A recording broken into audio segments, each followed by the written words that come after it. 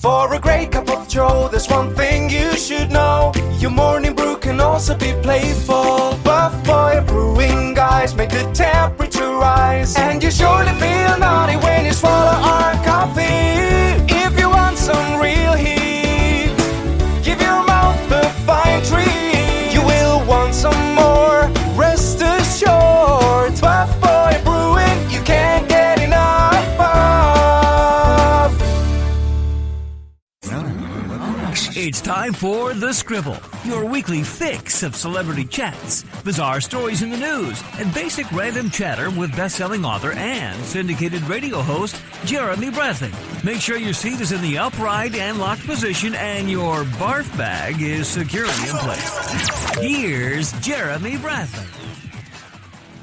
Thank you very much, Larson. Jeremy Bradley here. This is The Scribble. Thanks for tuning in at thescribbleshow.com or on SoundCloud and iTunes, I guess, and on SoundCloud and iTunes. We appreciate your weekly patronage, everybody. And what an interesting week. Lots to cover today because, as you know, Megyn Kelly is racist and is on her way out at NBC. My hometown of Winnipeg, Manitoba had a big election on Wednesday night, so I'm going to talk about that and just some other things. Oh, and Michael Fishman from ABC's The Conners will be joining us a little bit later to talk about the new series, because it's not a new season, right? Roseanne got canceled after her racist. I wonder if she knows Megyn Kelly. Roseanne, the TV show, was canceled because of Roseanne Barr's comments last season. She made some racist remarks against a former Obama staffer, as you know.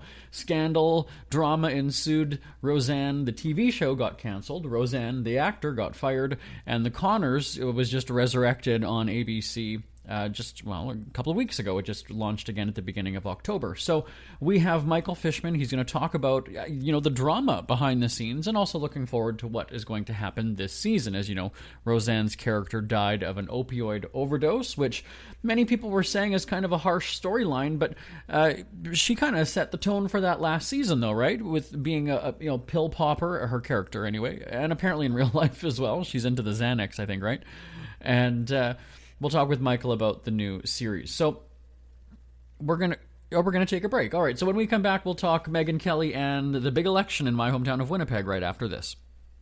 Who are the Kardashians feuding with now? What did that little thug Justin Bieber do this time? Who's getting hitched and who's headed for Splitsville? Hear the latest celebrity news and gossip every day on Entertainment Wrap-Up. The good, the bad, the ugly, but mostly the ridiculously hilarious. It's all recapped in this daily segment at entertainmentwrapup.com. Have a laugh at the expense of the rich and famous when they take themselves way too seriously. It's 3 minutes of time-wasting fun at entertainmentwrapup.com. Check out Entertainment Wrap-Up at entertainmentwrapup.com. Brought to you by Speak Free Books. We're back here on The Scribble. Like I said earlier, busy week in entertainment, at least in New York, and then in Winnipeg, in my hometown. So let's recap what has happened this week. And by the way, I should point out that it is Friday, October 26th. So this Megyn Kelly story, as we know, is unfolding and developing rapidly. So by the time you're listening to this, we might actually not have the latest information. I just want to put that out there, that it is the morning of October 26th. Friday, okay? So there is talk that after Megyn's blackface comment earlier this week, which was Tuesday, network brass was looking for a way out, but we're hearing that they wanted her off NBC News even before this. Weeks earlier, we're told that executives were meeting to see how they could shift her somewhere else on NBC and not part of the morning show. She's controversial, she's awkward, and she just doesn't have the personality that has attracted viewers. So ratings have been dismal at best, and she's actually affecting the other hour following her show, which is Kathy Lee and Hoda, and those drinking gals. They pulled in some good ratings. I said it's interesting that Megyn thought she was, I guess, being funny or outrageous. I think that she was trying to have a lighthearted moment on the show when she was talking about controversial Halloween costumes, and sure enough, shit got controversial. What can I say? And I laugh, actually, because it would be interesting if she were to drink on her hour of the show. We'd see a whole other side of Megyn. I think that we'd get we saw the real Megyn on Tuesday. Now, as I said, the fallout was swift and furious. On Wednesday, she apologized and it almost looked tearful. But again, when you look at something like that, you know that that's a forced apology by the network brass, right? You know that she's doing it to save face. And she's pressured into doing it. Whether she wants to apologize or not, she has to. I'm sure she felt stupid about it. I'm sure she still does days later. And Thursday, she was not on the show, a repeat, which was like Happy Friday, is what they said on the show. Not quite sure that they timed that well. An August repeat. A repeat from August. On a daily news show, they had a repeat from August. On a Thursday, they played a Friday show. I don't know. But clearly they don't care. And, we've heard in the past year or so that even her co-stars on the Today Show, Al Roker, they don't like her. And even the staff members don't like her. She's had some run-ins with guests, Jane Fonda, and the cast of Will and Grace. And, people have bailed on the show because they don't want to be part of it. And so now, obviously, the writing's on the wall. So, for her part, Kelly claims that the firing is unjust because other people have made controversial remarks on NBC stations, MSNBC, Joy Reid, or other people, and they either just got a slap on the wrist or nothing at all. Whereas Kelly, who's the highest paid female news person on network television, reportedly we're hearing now $75 million between the Today Show and then her Sunday evening show that was airing, that tanked last year. And she's now gunning for approximately $50 million because she's got about a year and 10 months left on her contract with NBC. She had a 3-year deal. Now, NBC is apparently, these are all according to reports, right? Sources, unnamed sources, are saying that there could be a morals clause in her contract that could get the network out of having to pay her that. And like I said, she's lawyered up saying that she's being dismissed unjustly because other people have said things and they got a slap on the wrist or nothing at all. So we'll see how this plays out. Apparently her lawyer has a call with the network execs today, Friday, so we'll see how that pans out and what's going on. But, again, it's one of those things where the country is so divided as it is right now. Do her comments make anything worse? I don't know. And again, I'm not justifying what she said because... I have a radio audience, I have a newspaper audience, I have this podcast audience, and I know when I'm going to say something that might be controversial. You know it, right? You know that you might have an opinion that is different than others, and they'll disagree with you. So we have to. We can't give her the benefit of the doubt and go, oh, well, she didn't know what she was saying. Oh, she didn't. And even the celebrities that have called her out on Twitter have said, that's BS. She knows what's right and wrong. And so I think that she was just trying to go for a moment. Nevertheless, it's quite an expensive mistake to make. Now, at the end of the day, she could be laughing all the way to the bank. If she's getting paid $50 million and getting fired, well, okay. There you go. I would take that and run. Never work again. I'd be fine with that. I don't know that she'd be concerned about, you'll never work in this town again and nobody will hire you. Do you really care? I'd say screw that. I've got $50 million. I'm going to Europe. I'm traveling the world. I'm done. But that's just me. So I'd love to know your thoughts on this. Send me an email, live@jbonair.com, live@jbonair.com. I also said that now she's got time. Maybe she'll make nice with Trump and she can run his 2020 campaign. There you go. See, I know that that's going to be a controversial comment, but it's also made in sarcasm and a joke. But that's what I do here. That is my job. So, yeah, again, Megyn Kelly, I've only watched the show a few times, and not even an entire show. I just can't stomach it. And I don't have to now because it's apparently canceled. But it always felt like she was trying too hard. There was no warmth, there was no connection with the audience, and it always appeared like, you've seen those infomercials in the middle of the night where they have the studio audience and they're all nodding and clapping on cue. That's kind of how I felt. And even when they gave Megyn a standing ovation when she apologized on Wednesday, and even that just almost seemed like somebody was, motioning their arms to the people to stand up. I don't know. I don't think that she actually has fans. I really don't.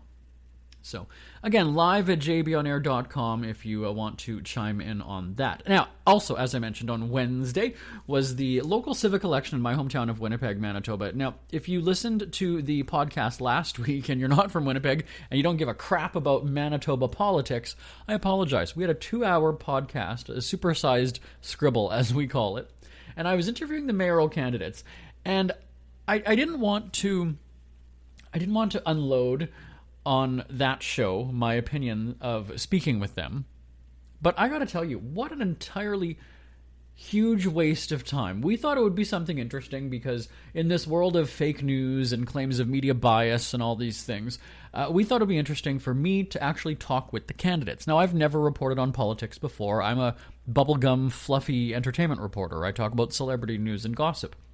But I thought this would be interesting. As a regular voter, right, a common person, I'll talk to them. I'll ask them questions. And we had no problem arranging interviews with all of them, except one who looked like a wizard. We had taped all of the interviews one weekend, and he was not able to do it because he said that, one, he was an extra in a movie and wasn't able to confirm a time, and then later had replied and said he doesn't have a phone, so he can't commit to a time period, and that he would call in at some point to talk. And so one of my producers said, well, Jeremy's not standing by waiting for your call, so like you can't just decide when you're going to call in and do this radio or this podcast interview. It just doesn't work that way. And so we have a studio phone line that we call it the celebrity phone, but we used it for this politician thing. And if we're not doing a show or we're not in the studio, the phone would just ring and ring and ring. Like, nobody has the phone number. It's completely unlisted. We don't get telemarketing phone calls. We don't get like my mom calling it. People just don't have the phone number. And so when we come in and we see, and there's no voicemail, there's nothing on it. It's like I said, it'll just ring and ring and ring. But we will see when somebody is calling it. And so we came in, and on one morning it was blinking that there were missed calls. And we go and look, and the guy was calling at like 10:30 at night, 11 o'clock, like just these random times. And I thought, okay, I hope you're not the mayor. And sure enough, he didn't even get close to having nearly enough votes to be mayor. But it just makes you wonder why these people think they can run a city. Now, like I said, I talked with 7 mayoral candidates. The premise of this thing was to talk to them each for 5 minutes, and we would have a 1-hour podcast. After the first call that went 20-something minutes, I thought, okay, we're not going to be able to do 1 hour. And then we thought, well, with some really, really heavy editing, we can make it 1 hour. But then I thought, you run that risk of people saying, you know what, you edited them to make them look bad, it's not fair. And so then we made the decision to do a 2-hour podcast. Even that, we had to edit down. We had to chop up these calls. And then to avoid that whole, well, you edited me, you didn't give my full message, we then uploaded each of the calls unedited, uncut, nothing, even every little background noise, even everything was there so you could hear it. And very quickly I realized that people didn't give a shit about the campaign. And sure enough, on Wednesday night, when the votes were tallied, there was about a 40% voter turnout, which is actually lower than the previous election.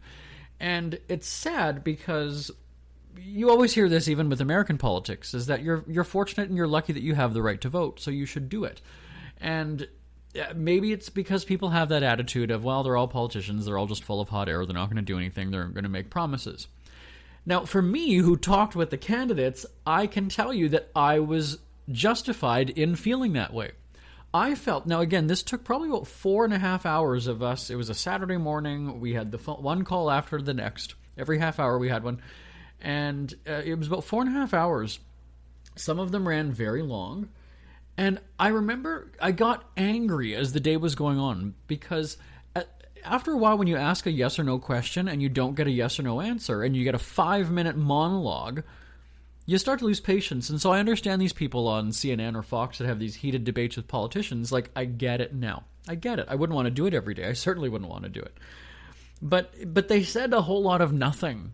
And I would leave these phone calls after 20 minutes and say, I'm not even really sure I have anything to take away from that. I don't know what he was saying. I don't know what she didn't even say. He didn't do that. He didn't. And I didn't want to downplay, like I didn't want to discredit what we were producing. Because I had written sort of a commentary on our website, speakfreewithjb.com, and at first I had written like my actual feelings and opinion. But then I thought to myself, wait a second, when you go and say they said a whole lot of nothing, then you're basically telling people you don't need to listen to this podcast because there's really nothing good in it. So we watered it down. We really did. We censored ourselves, unlike Megyn Kelly, and we kind of just sort of said, well, here's the audio. You decide for yourself. You're a voter. You choose. We're not going to make those calls for you. You can decide what you think. And so it was extremely frustrating. There were times when I kind of did snap at them and say, "You're not answering the question. What is your answer? If I told you to answer the question," and I wouldn't be able to be a political reporter. So. That was my thoughts. Now, like I said, the 40% voter turnout to elect a mayor and then city councilors. And, it was just I don't know. If you're in Winnipeg and you're listening to this, I'd love to know your thoughts on the results. Live at jbonair.com.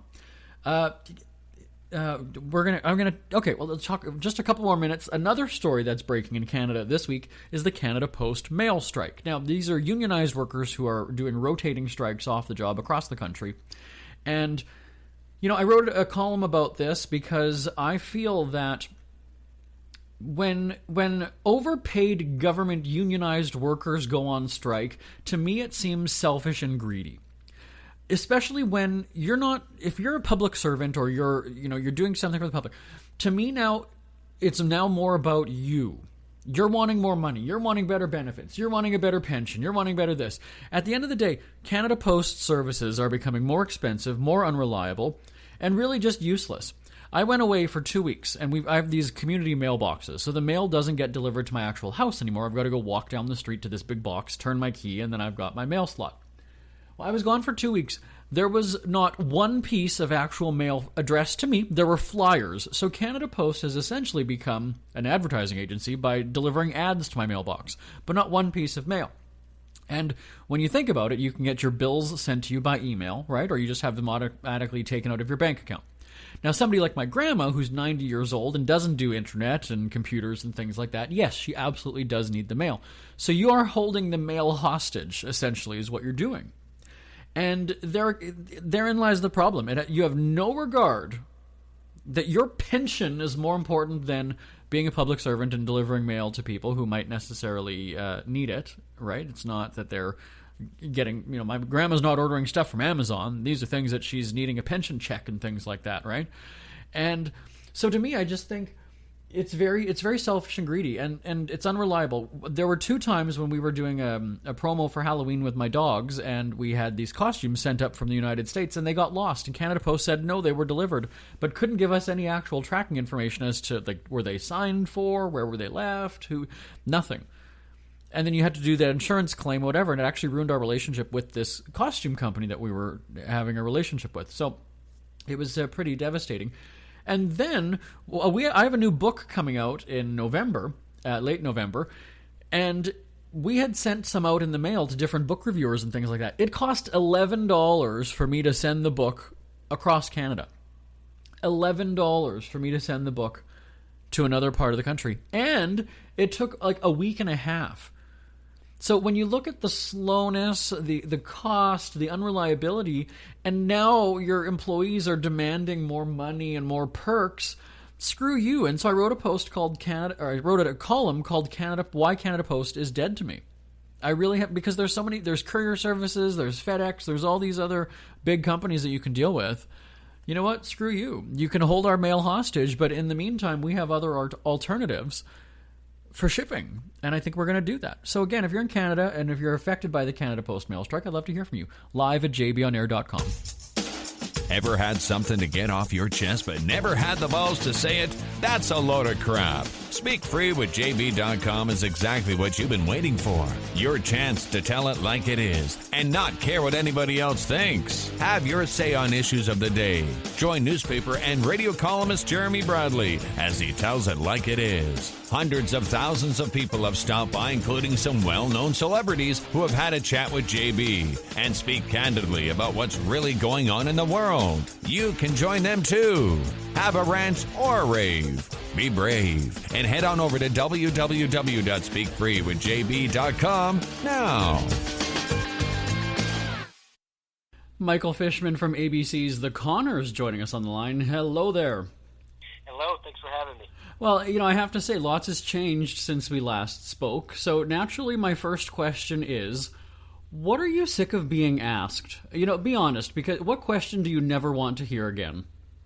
I don't know that it's never want to hear again. I think there's a lot of questions about how we initially felt and things like that I think are valid, just specifically for fans. But I think for us, we really want to kind of build together and start to move forward and let people really evaluate the show for the quality of these episodes and the stories that are being told. For sure. And, obviously a lot of drama went down. And then you saw, and I know you saw because everyone saw it, how the fans rallied behind you guys. You just sort of alluded to that. And people in show business rallied behind you and supported you. Tell me about the power of the people. I mean, the power of the viewer really helped the show come back again, didn't it? Yeah, we have the most amazing fans, and they truly are loyal and really diligent and smart. I think people don't give them enough credit, especially our working class fans. They really realize the value and kind of the different tone of this show, and it's always been true that this show has kind of a special place with people, and it's one of the reasons we as a cast really felt like we needed to continue that legacy. After the premiere aired, there was a lot of talk about, was it a good idea for an opioid overdose? But I'm sitting there going, even the first run of the Roseanne show, I mean, it tackled timely and controversial storylines. So this seems to kind of fit that, right? Back in the day, it was racism, it was domestic abuse, when Jackie was getting beat up by her boyfriend, sexuality. But people seemed surprised there was such a heavy subject this go around. What do you think about that? Well, I think there's no good way to lose someone, and I think so that's going to be a reaction that's very visceral for people. But at the same time, we've always just dove head into big topics, and the opioid crisis that's going on in this country and around the world is such a meaningful thing, and it was really set up last season that it made a lot of sense for the creative powers to decide that that was the direction they wanted to go, and for it to be kind of a sounding board for a lot of families who have lost their own loved ones, something like that. And it almost seems, I'm not part of the show, I'm not a writer on the show, but it seems like at some point I feel like a character would have died on the show anyway, just because, the show pushes those boundaries. What do you think? Yeah, I mean, it very much is like a real family.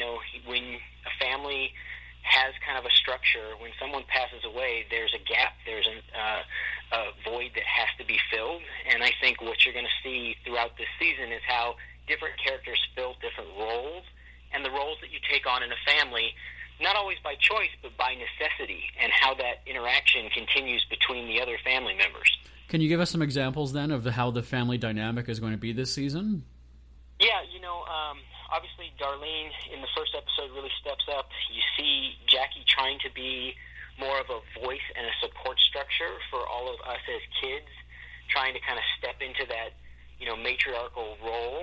And then you look at the way Dan is shifting, and particularly with the grandkids, trying to be more vocal and assertive, even though that's not always been his strong suit. I think it's a beautiful thing to watch. John Goodman does just a tremendous job of being kind of that quintessential father figure. And so between all of the characters, you end up with this very layered, detailed interaction. For me, DJ has this kind of dual thing where he's dealing with the loss of his mom, but at the same time, he's getting his spouse back from active duty, and she's home. So I think for my character in particular, having Gina home gives him kind of this new opening to see him as a husband and more as a father. And so, for him, I think you see at times a lighter side. We also, it was cool that people who have been affected by an overdose in their family commented about what we've seen on the show. And they've found the strength to share their story publicly, like on social media. And I know when last we spoke, you mentioned that you would be, live tweeting and interacting with fans. What did you think when you started to see people, sharing their stories and thanking you for this storyline and what's happened? Well, for me, I've always had a pretty direct connection with fans. I try to really honor their passion and their connection, and I really acknowledge that they provide us the support for this show. So I've listened for years, whether it be domestic violence or the relationship kind of things, or, with DJ last year as a veteran, the way that people really can correlate and resonate things that we cover with their own lives. So as people start to talk and share their stories about losing someone to an overdose, I think it's really cathartic for a lot of people. And it's one of the things that's always been special about this show is we serve this dual purpose. We do have a tremendous amount of humor, and we have a lot of fun, and we're sarcastic and witty and all these things, but at the same time, our hearts are always in play. There's always really deep, emotional, really honest, connected stories, and it resonates with our fans, and I feel like so often we have been a bridge for people in trouble, that we have been a voice for people who are struggling or people who didn't feel like they fit in. And so it's really humbling to be able to kind of provide them a safe space to process some of that with our characters. I'll put you on the spot. Does any story stand out to you that's maybe stuck with you from years back or even just in the past few weeks? Well, the domestic violence one was a particular one. I was pretty young, but that's such a significant thing. I think that's always been one of those powerful stories. I have this amazing gift as the actor who gets to play DJ to have the storyline from White Men Can't Kiss from 1994, bringing Gina, who's now played by Maya Robinson. That comes full circle. I love the growth and the change and the development of DJ as a human being, that he went from the kid who was afraid to the kid who loves that person so deeply to being a partner and a soulmate, and then having Jaden Ray play Mary and, to be in an interracial marriage and have a biracial child. I think what you're seeing is we're representing a large portion of the country and the world that don't always get the representation they need and deserve. What was your reaction? And you have to understand that people are going to ask you about Roseanne when you do interviews, and of course we all wish her well. We all hope that she gets the help that she needs. But I need to know, what was your reaction to her comments about the series premiere? I mean, she wasn't happy about being killed off by opioids. When you saw her comment, what did you think? Well, I think there's no great way to solve some of these things. I understand she's always going to have a right to her opinion. She's always going to have a strong and bold opinion. I think that's one of the things that people have always liked and respected about her. I felt like the writers did a very good job of taking something topical and timely and consistent with the storylines that had been laid out last year and finding a way to kind of maximize the power but the honesty of where we were in our world at the time. And I think that's what this writing staff does. Bruce Helford, Bruce Rasmussen, and Dave Kaplan, and then all of the rest. And it's what you're going to see through this season. There's issues of DJ's family coming back together and the things that he hasn't always done well while his wife was gone. There are stories of how Gina interacts with a more military and religious background in the kind of laid-back Connor world, the way Darlene kind of starts to find herself and expand her view of the world and kind of move on past just David. And then Becky has this amazing kind of journey. She's kind of a mess when we start this season, but she's going to kind of work her way through that. And, we're about halfway through, so I can't tell you everything that's going to happen by the end because we're still kind of working that out. But there's a real power to it, and I think the legacy of this show, we acknowledge so much of what Roseanne brought to this show that her character will never be forgotten. And I think that's something that fans need to know and that she needs to know, that we're never going to run away from our past. We're never trying to go one side against the other. It isn't about sides. It's about a legacy of this show and continuing the stories and having authentic stories within that. I have to know, though, do you see her as, when she's going through this, do you see her as a coworker, as a friend, as a mom? It's got to be hard. Someone you love and care about is getting, blasted in the media. Do you want to stand up for her? Do you want to distance yourself and hide? Take me there. What's in your heart? Well, I've always cared about her. That never changes. I think what people need to realize is every person in their life at some time has loved someone or cared about somebody or worked with somebody that they care deeply for, who says or does something that they cannot condone or agree with, and you find yourself standing at times in disagreement. But I never condemned the woman. I never condemned the individual. I did condemn the statements because for me, I felt they were wrong. I was consistent with what she said herself about them, but for me, I will always care about her. You don't just forget someone. I've never turned my back. I've always continued to reach out to her, and I'm never going to be the person who simply walks away, especially as much as she's talked about struggling and we talk about mental health and we talk about all of these other factors. It's really important that we understand that everybody makes mistakes. I mean, I said the day after this happened that everybody makes mistakes, and the most successful people aren't people who make the least mistakes, but the ones that learn the most from them. Yeah, very well said. And like I mentioned, we all hope that she gets well, and we hope for the best for her. So when can we? It's the Connors, right? I almost wanted to say the new season, but it's a new series that just premiered. And when can we catch it on ABC, Michael? So it's on ABC Tuesday nights, 8 o'clock in the East and West, and 7 Central. And we'll be watching. Michael Fishman, thanks for joining us today. Appreciate your time. Thank you. We hear you chirping. Get scribbling. Tweet up the Scribble at The Scribble Show. Join the discussion with Jeremy Bradley. It's all going down right now on Twitter at The Scribble Show and at thescribbleshow.com. We're out of time. Bye-bye. Want more Scribble? Check out thescribbleshow.com for past shows, celebrity interviews, cheapskate tips, and more. That's at thescribbleshow.com and on Twitter at The Scribble Show. The Scribble is a speak-free media presentation. If you want some real heat,